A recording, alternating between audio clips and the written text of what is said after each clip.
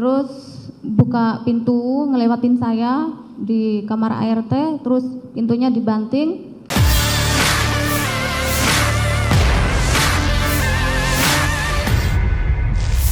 ART Ferdi Sambo yakni Susi mengungkap perilaku Brigadir J saat di Magelang. Menurut pengakuannya, Brigadir J sempat marah-marah hingga membanting pintu.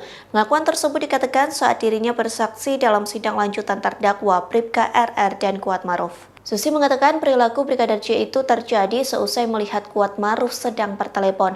Diceritakan Kuat Maruf bertelepon di lantai 1 rumah Magelang, Jawa Tengah. Lantas Brigadir J melintas di garasi dan membanting pintu kamar ART. Hal tersebut dilakukan Brigadir J dalam kondisi marah.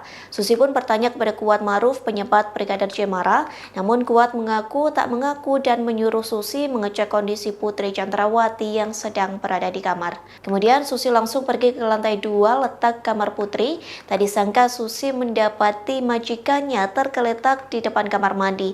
Melihat kondisi itu, Susi berteriak minta tolong, sementara Kuat dan Yosua pun mendengar teriakan Susi.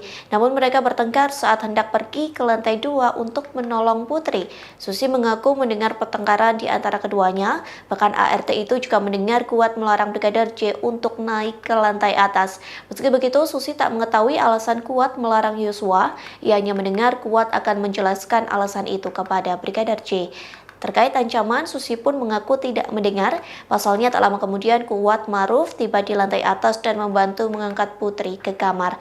Diketahui sidang lanjutan terdakwa Bribka RR dan Kuat Maruf digelar pada Rabu 9 November 2022. Dalam sidang tersebut hadir 10 saksi, diantaranya mantan ajudan, petugas keamanan hingga ART keluarga Ferdi Sambo.